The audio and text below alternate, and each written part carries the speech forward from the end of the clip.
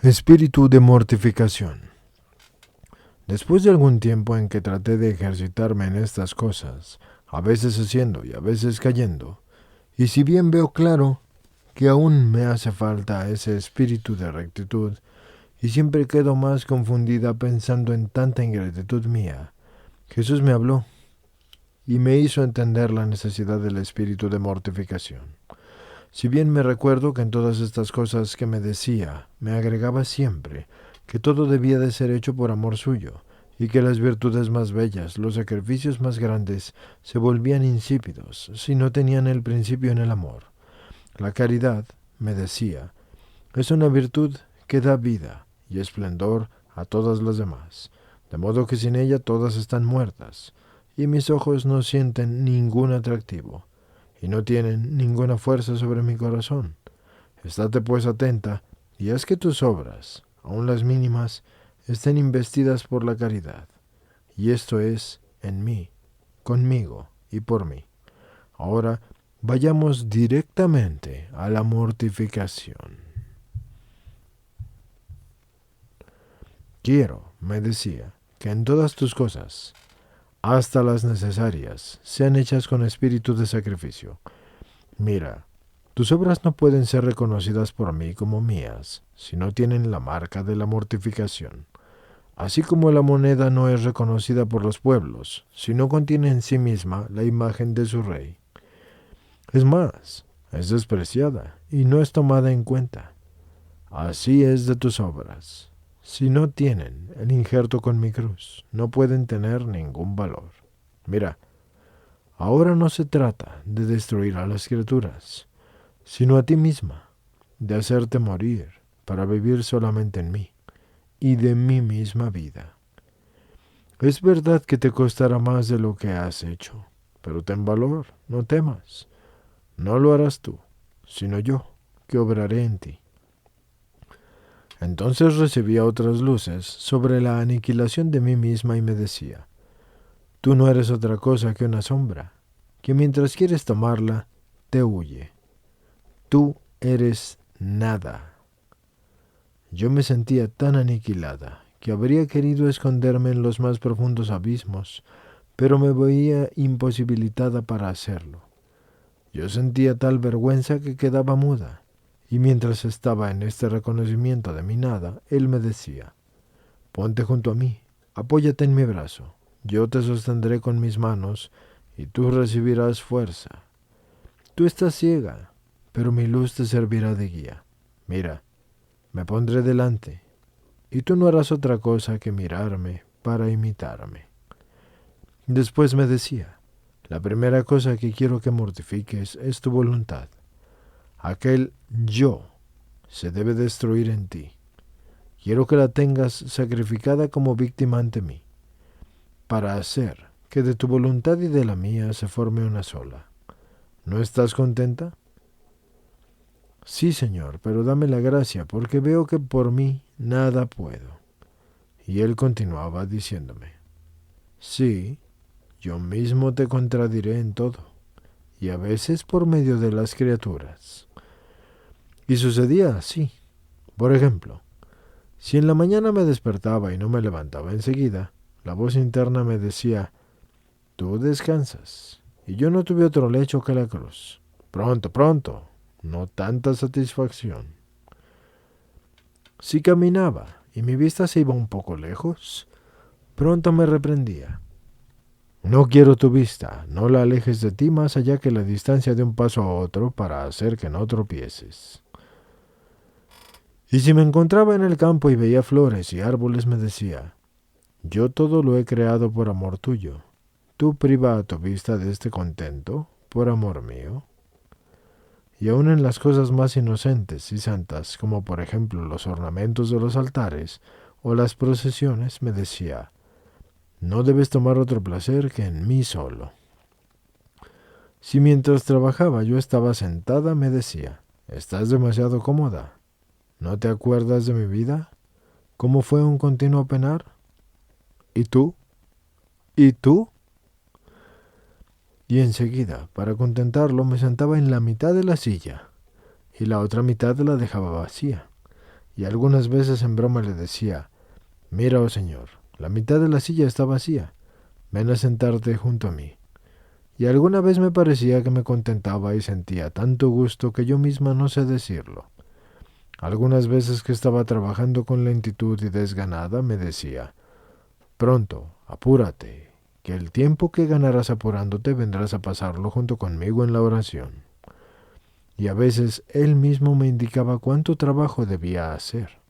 Yo le pedía que viniera a ayudarme. «¿Sí? Sí», me respondía.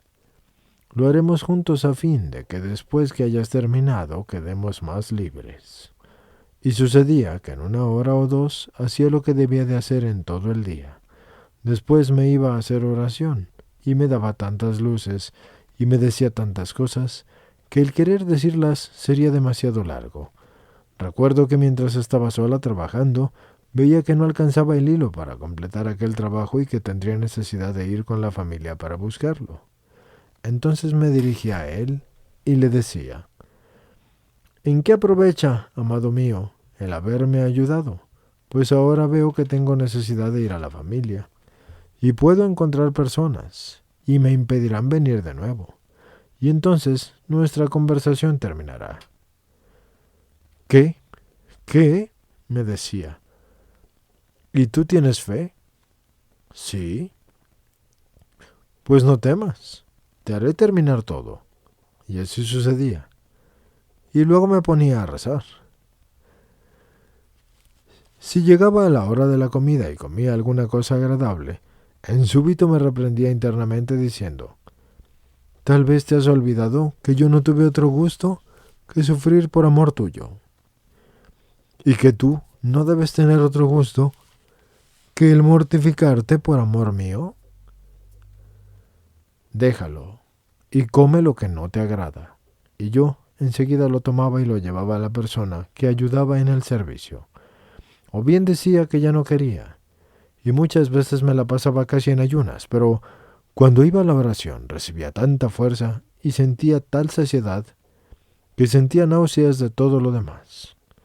Otras veces, para contradecirme si yo no tenía ganas de comer, me decía: «Quiero que comas por amor mío.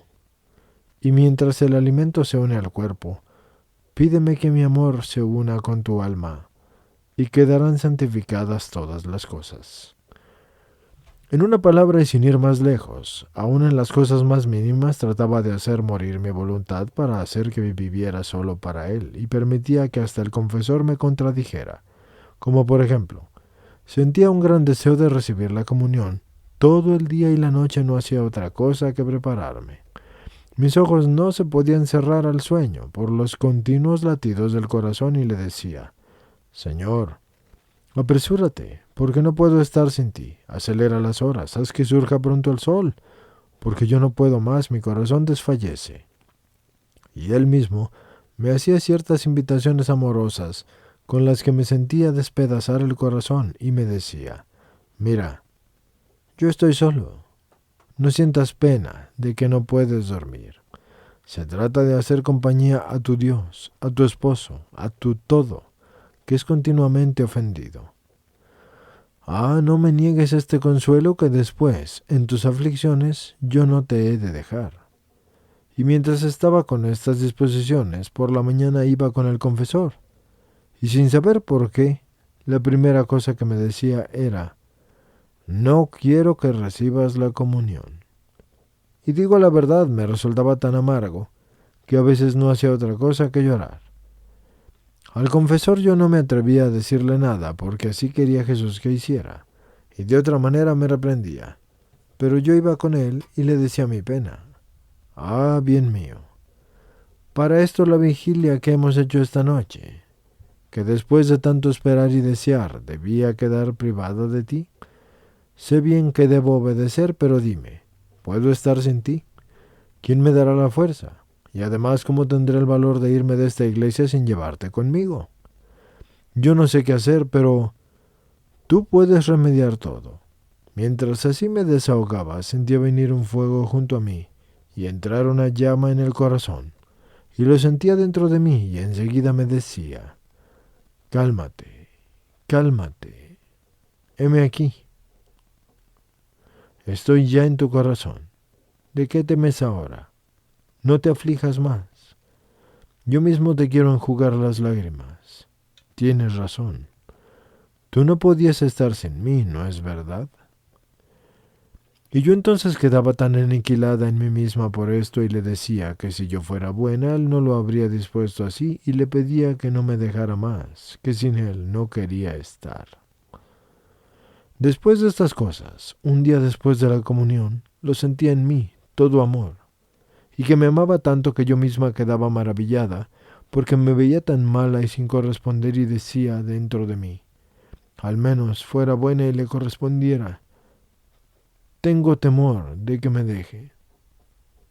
Este temor de que me deje lo he tenido siempre, y aún lo tengo. Y a veces es tanta la pena que siento, que creo que la pena de la muerte sería menor. Y si él mismo no viene a calmarme, yo no sé darme paz. Y en cambio quiere estrecharse más íntimamente a mí. Y mientras así me lo sentía dentro de mí, con voz interna me dijo,